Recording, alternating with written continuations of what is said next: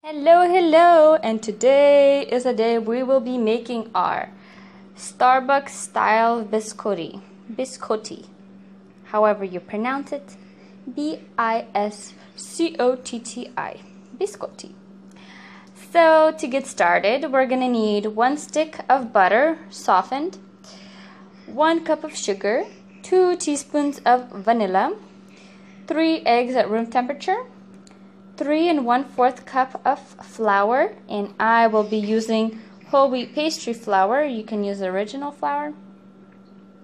We'll need 2 teaspoons and also 1/4 teaspoon of baking powder, pinch of salt, about 1.5 cups of nuts. I'm using these mixed nuts from Costco, and they're not salted.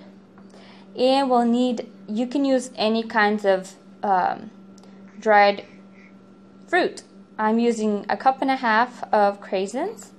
You can use dried pineapple, raisins, apricots, anything you can think of, you can put it in. And I've tried it before and it's so good, but right now I have cranberries. So I'll be using this. So let's get started.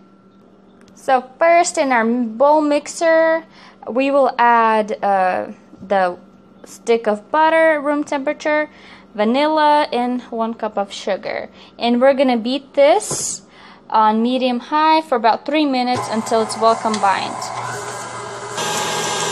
Okay. So now we're gonna add in our eggs while mixing, one at a time.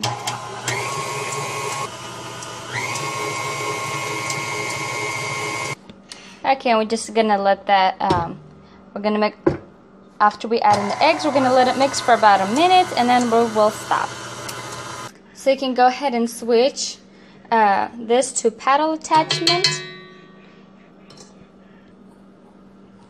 Okay, so in a bowl, we're gonna add in the flour, salt, and baking powder. And we're just gonna mix this up a little bit before we're gonna add it in, just to mix all these dry ingredients together. So now let's just put it in our wet mixture. Poured everything in, so now we're just gonna use the paddle attachment and mix everything together on medium-low. Okay, and this took about 30 seconds to mix, so it's pretty fast.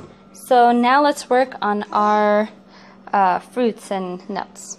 So little by little, I'm gonna coarsely chop these nuts. They're mixed. Just gonna chop them down a bit. Okay, so that looks about good. So let's work with then our next set of nuts. Okay, I've added the nuts and the cranberries. So now we're gonna use a spatula to mix everything in together. Mix, mix, and mix. Okay, our mixture's all done. We're gonna mix it into 2 sections, or you can do 3, depends on how long your tray is. Make sure you grease it. So like for example, if I'm gonna use this, I'm gonna either do 3 like this. It just needs to be 1 inch tall. That's about it. Any shape it can be, it just needs to be shaped into logs. Okay, so I made my 2 logs. Make sure it can be any shape, just at least 1 inch tall. And you have to put at least 1.5 inches away from each other. Okay, so now we will bake this on 350 Fahrenheit for about 25 to 20 minutes, or until it's going to be golden. But it should not be cooked all the way through at this moment. Because this is how you make biscottis. Okay, so this has baked. So now inside it's not cooked, so don't worry about that, because we're gonna let this cool off and then we're gonna slice it in our biscotti slices. Okay, so now as it cooled off, I mean it's like warm.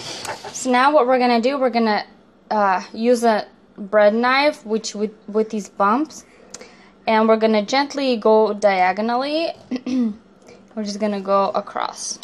So let's make, and we need to make them at least 1 inch thick. Okay, so then you want to grease the pan again and place these sliced biscottis. So now we're going to put them back into 350 Fahrenheit for about 15 more minutes so it can harden more and cook all the way through. But when they're going to come out, they're still going to be a little soft just because they need to cool off, then they'll be hard.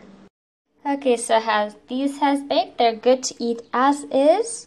Or if you want to add a little bit of some chocolatey, you're going to need to melt some chocolate. And this is an 11-ounce chocolate. I used almost the whole bag.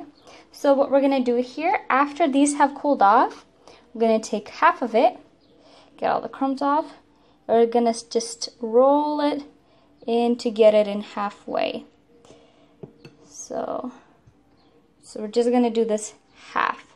Just shake off all the extra. And there you have it. So now let's put it on the parchment paper for it to cool off and to harden. So let's continue doing with our rest ones. Okay, so I dipped them all. And so now for faster hardening, we're gonna put this in the refrigerator until it hardens. And then you guys are ready to eat. So I hope you guys enjoyed this video and this recipe. And I hope you guys will like and subscribe to my YouTube channel to get more of these great videos. And thanks for watching. Bye-bye.